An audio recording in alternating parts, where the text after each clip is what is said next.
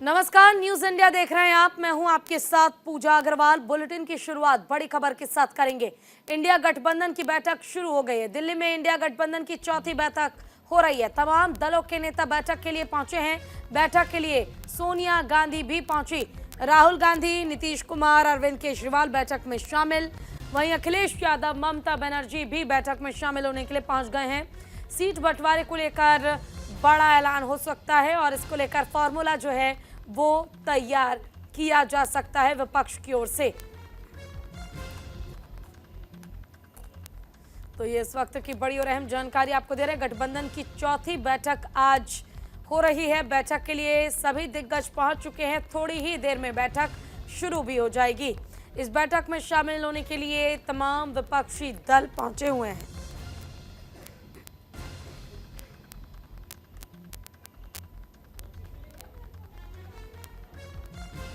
तो अशोका होटल में ये बैठक आयोजित की गई है। INGIA इंडिया गठबंधन की ये बैठक बेहद खास, बेहद ज़रूरी, और वो इसलिए क्योंकि एक तो पार्टी का संयोजक कौन बनेगा, कौन सा वो नाम होगा, ये देखना होगा। इसके अलावा सीट शेयरिंग पर क्या फार्मूला तय होता है, ये देखने वाली बात होगी। PM कैंडिडेट के नाम का ऐलान या नाम पर विचार आज किया जाएगा, ये भी बहुत ज़रूरी है देखना। हालांकि इस बैठक में शामिल होने के लिए सोनिया गांधी भी पहुंची हैं, जिसके आधार पर यह ज़रूर समझा जा रहा है कि ये बैठक बहुत ज़रूरी और बहुत खास है। इससे पहला सबसे पहली बैठक 23 जून को हुई थी पटना में।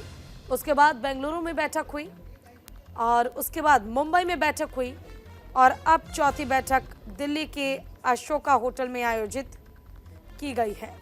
इस बैठक में तमाम दिग्गज शामिल होने के लिए पहुंचे हैं। राहुल गांधी हो, सोनिया गांधी हो, खुद मुख्यमंत्री अरविंद केजरीवाल हो, नीतीश कुमार हो, सभी एक एक कर बैठक में शामिल होने के लिए पहुंच रहे हैं।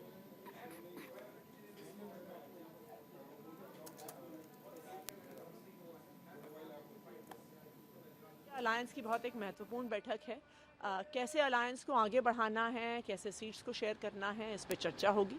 आम आदमी पार्टी और अरविंद केजरीवाल इंडिया अलायंस को सफल बनाने के लिए हर संभव प्रयास करेंगे, क्योंकि आज ये इंडिया अलायंस की लड़ाई सिर्फ देश की जनता जो एक वैकल्पिक सरकार चाहती है, एक ऑल्टरनेटिव गवर्नमेंट चाहती है, एक विकल्प की तलाश में है,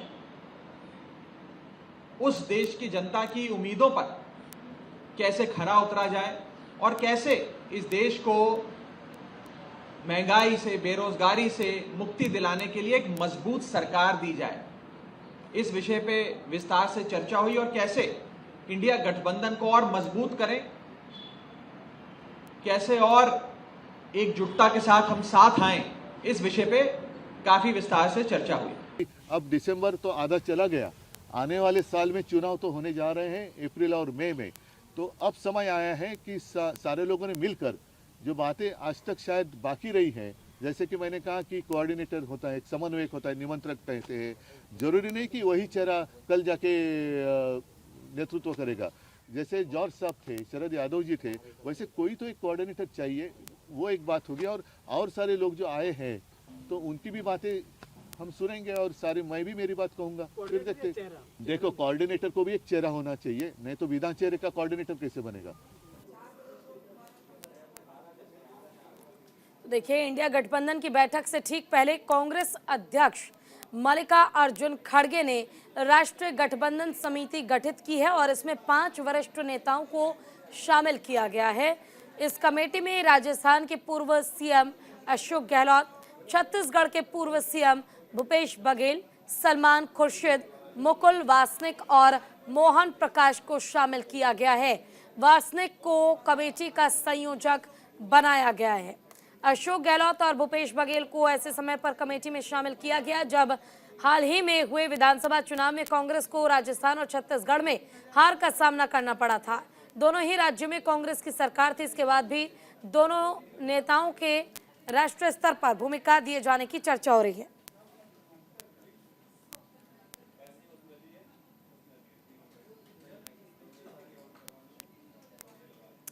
तो देखिए, इंडिया गठबंधन की बैठक का एजेंडा क्या है।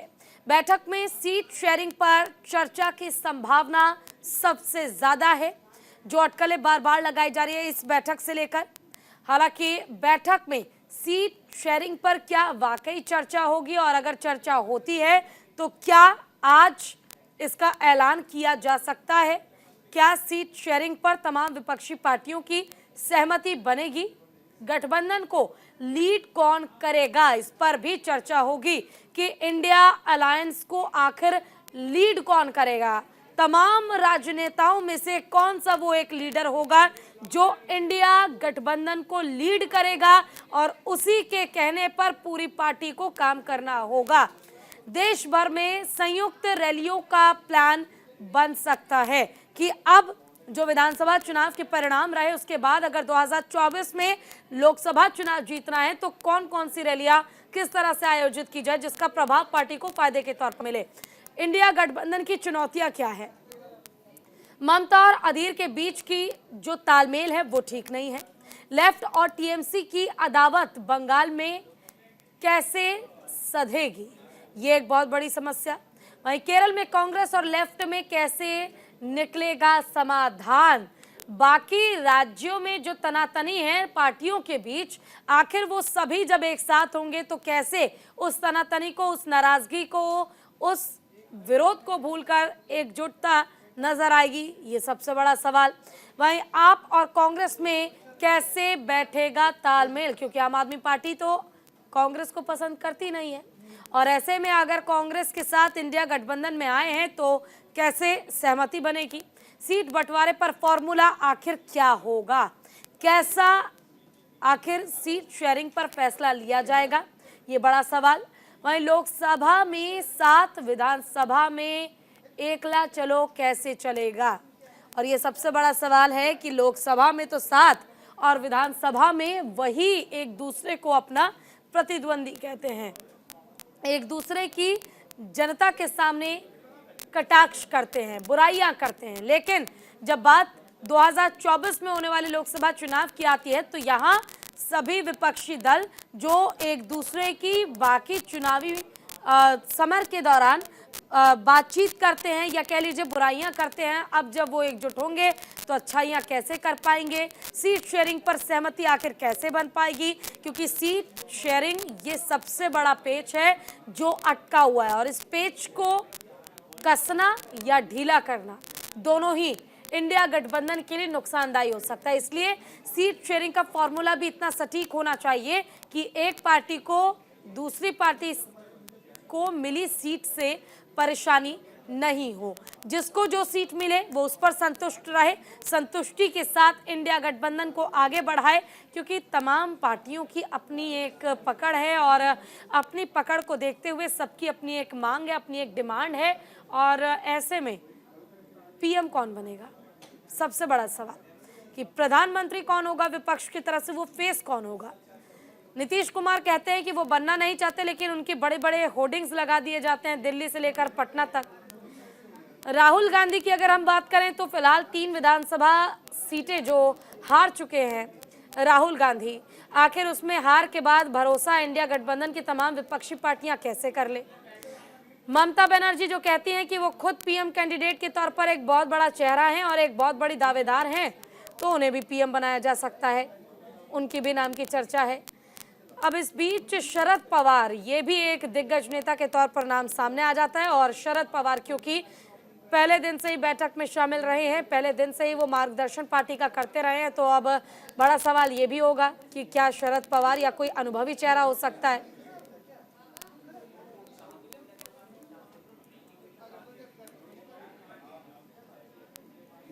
तो वहीं इसी बीच जेपी नड्डा से मुलाकात के लिए शिवराज सिंह चौहान पहुंच गए, मध्य प्रदेश के पूर्व सीएम।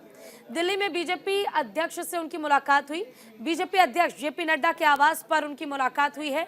चुनाव के नतीजों के बाद पहली बार दिल्ली दौरे पर पहुंचे हैं शिवराज सिंह चौहान। नतीजों के बाद शिवराज सिंह चौहान को दिल्ली बुलाया गया। हालांकि आपको याद होगा जब चुनाव हार गए थे कांग्रेस पार्टी और उसके बाद जब बीजेपी की भारी बहुमत से जीत हुई मध्य प्रदेश में, मोहन यादव ये वो नाम चुना गया जिन्हें मध्य प्रदेश का सीएम बनाया गया। उसके बाद सबसे बड़ा सवाल ये था कि अब शिवराज सिंह चौहान का क्या, मामा का क्या होगा। मामा को क्या जिम्मेदारी संगठन में मिलेगी, या पार्टी में कोई बड़ा दायित्व दिया जाएगा, या कोई और बड़ी जिम्मेदारी राष्ट्रीय स्तर पर उन्हें मिल सकती है। इस बीच अभी चुनाव जीते और ऐलान हुए ज़्यादा समय भी नहीं हुआ कि शिवराज सिंह चौहान को बुला लिया गया है दिल्ली। और दिल्ली पहुंचने के बाद बीजेपी के जो राष्ट्रीय अध्यक्ष जेपी नड्डा, उनके आवास पर उनकी मुलाकात हुई है। मुलाकात किस संदर्भ में हुई, क्या कारण रहा, क्या बातचीत हुई, क्या तस्वीरें होंगी, कुछ अभी सामने नहीं आया है। लेकिन अब सिर्फ इंतजार इस चीज का कि क्या शिवराज सिंह चौहान का दिल्ली पहुंचना सफलता की एक और सीढ़ी है, या फिर शिवराज सिंह चौहान को जब दिल्ली बुलाया गया है तो इसकी अटकलें कुछ और होंगी, मायने कुछ और होंगे, ये वक्त बताएगा।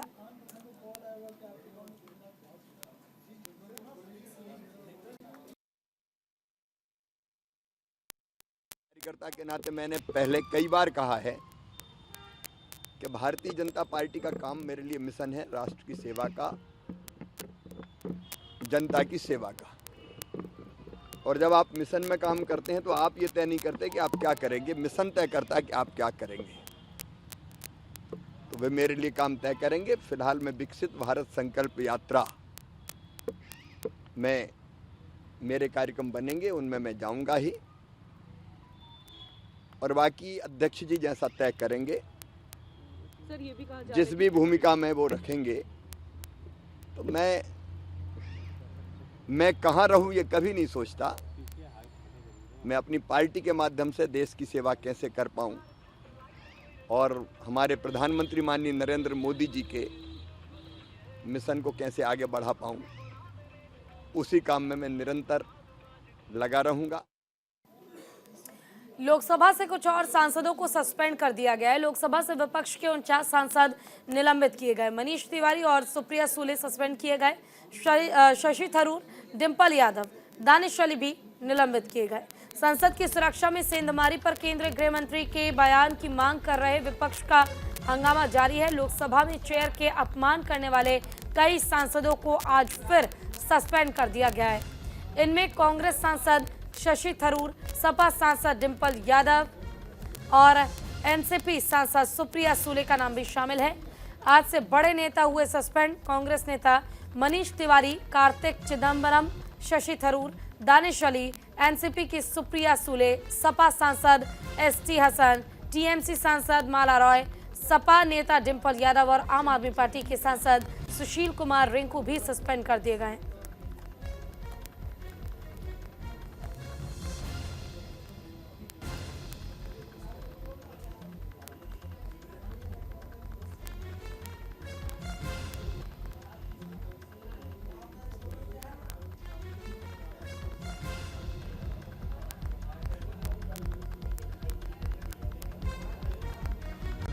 In a single word, I can say that it is nothing but an anarchy being played inside the parliament. Anarchy being played inside the parliament. They don't have even an iota of faith upon the parliamentary system in our country. So that is why it is nothing but an anarchy inside the parliament. आज लगभग 40 से ज़्यादा MP suspend हुए हैं और कल भी लगभग राज्यसभा और लोकसभा को मिला के 80 से ज़्यादा एमपी सस्पेंड हुए हैं। ये बहुत ही दुर्भाग्यपूर्ण है एक डेमोक्रेसी सेटअप के लिए। जो वातावरण अब हम देख रहे हैं, जहां हम अपनी बात नहीं रख पा रहे हैं संसद में, तो मैं समझती हूँ कि यह total failure of the government है। अगर गवर्नमेंट ने इतने सारे एमपीज़ को सस्पेंड किया है, it is ultimately the failure of the government. और मुझे ये बताओ, पुलिस किसके हाथ में है? वो सारी होम मिनिस्ट्री के नीचे है। तो क्या हो जाता अगर वो 5 मिनट आते और कहते जनाब ये हो गया है, हम इस पर कार्रवाई कर रहे हैं, और क्या कह रहे हैं? तो प्रोटेस्ट कब तक चलता रहेगा? जब तक वहाँ एक भी रहे। अब आपने सारे विपक्ष को निकाल के बाहर फेंक दिया। जिस एमपी के कर के पासेज मिले थे उस एमपी के खिलाफ कोई कार्रवाई नहीं हुई, और ये एक क्या नया एक रूल सेट का एक नया मुकाम सेट किया जा रहा है कि इस नई पार्लियामेंट में सिर्फ नींद की गोली खा के आ जाओ सुबह, क्योंकि मुंह नहीं खोलना है, कान आँख कुछ नहीं खोलना, सवाल कुछ नहीं पूछना है। विपक्ष का काम क्या है? सवाल पूछना। अब सवाल पूछेंगे तो बाहर फेंक दिए जाएंगे। मैं तो हैरान हूँ ये लोकतंत्र में क्या हो रहा है, बहुत दुख की बात। कभी आपने डेमोक्रेटिक हिस्ट्री में इंडिया की ये भी नहीं तो देखा होगा सांसदों का निलंबन एक साथ हो। एक हुए, दो हुए, चार हुए या 6 हुए, मुझे तो नहीं ख्याल आता कि इससे भी ज़्यादा हुए होंगे। इतने करीब करीब सैकड़ों सांसदों का निलंबन ये दिखाता है कि सत्ताधारी पार्टी बहुत एरोगेंट हो गई है। और सत्ताधारी पार्टी क्या हो गई है? सत्ताधारी पार्टी के 1-2 टॉप पर बैठे हुए, शीर्षस्थ पर बैठे हुए 1-2 लोग, कितनी एरोगेंसी है, कितना गरूर है।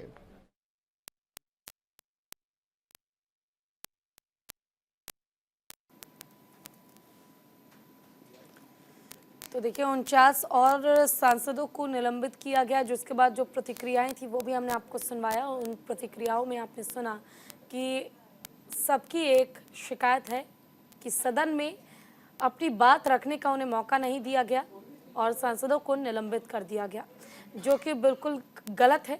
लेकिन सदन की गरिमा के खिलाफ जिस तरह से बर्ताव विपक्ष का था, जो विरोध किया गया, प्रदर्शन किया गया, नए संसद भवन के निर्माण के बाद साफ कहा गया था कि तख्तियां लेकर यहां पर विरोध प्रदर्शन नहीं किया जा सकता, लेकिन बावजूद इसके तख्तियां लेकर यहां पर देखिए हाथों में बैठे हुए हैं विपक्षी सांसद।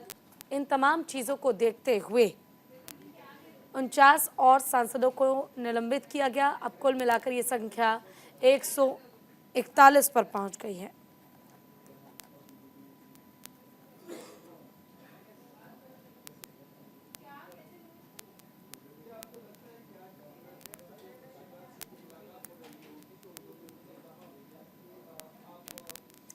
तो देखिए सांसदों के निलंबन का रिकॉर्ड टूट गया है, क्योंकि लोकसभा और राज्यसभा से कुल 141 सांसद निलंबित किए गए। लोकसभा से अब तक 49 सांसद निलंबित हो चुके हैं।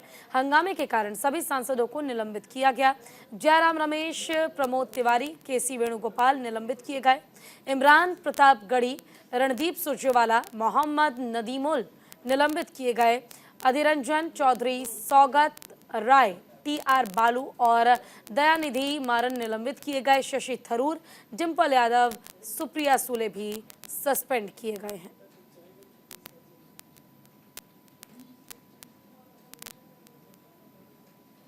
वहीं सांसदों के निलंबन पर अखिलेश यादव का भी बयान सामने आया। उन्होंने कहा कि ये सरकार सही बात नहीं सुनना चाहती है। हम इसे लोकतंत्र का मंदिर कहते हैं। ये किस मुंह से इसे लोकतंत्र का मंदिर कहते हैं? ये विपक्ष को ही संसद से बाहर कर रहे हैं।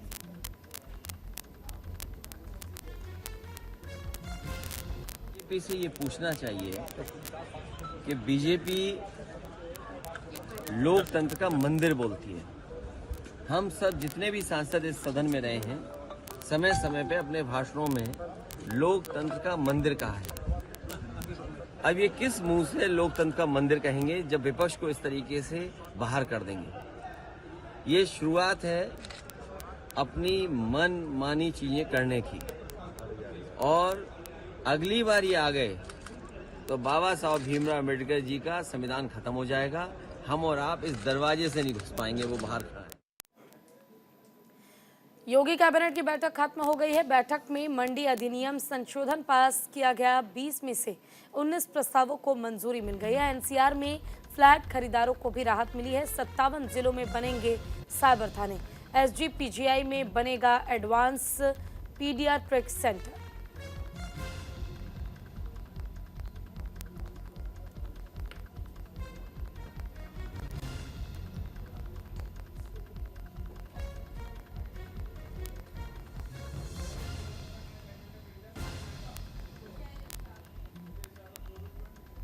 तो SGPGI में बनेगा एडवांस पीडियाट्रिक सेंटर। इसके अलावा 57 जिलों में साइबर थाने बनाए जाएंगे।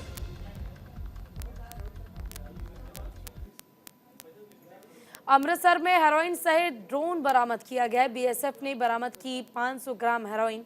सीमा पार से हो रही हेरोइन की तस्करी, ड्रोन के जरिए भेजा जा रहा नशीला पदार्थ।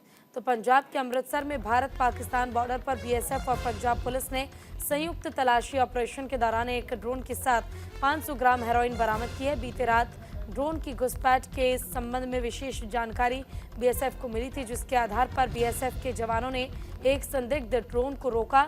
ड्रोन के साथ एक छोटा पैकेट हेरोइन भी बरामद किया गया।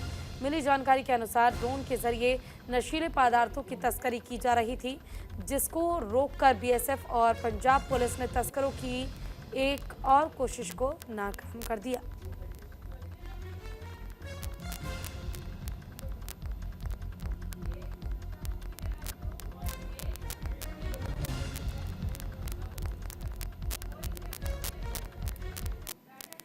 नोएडा से बड़ी खबर आपको बता दें, जहां पर एनटीपीसी में धरने पर बैठे किसान ठंड से 30 महिलाओं की तबीयत खराब हो गई है।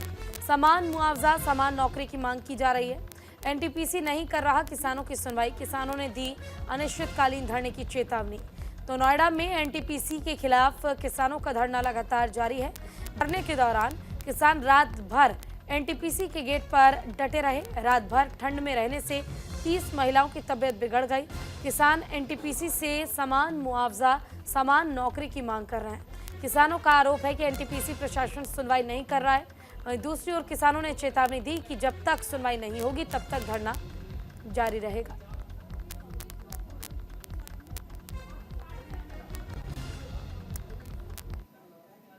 और इसी के साथ फिलहाल के लिए इस बुलेटिन में बस इतना ही। नमस्कार।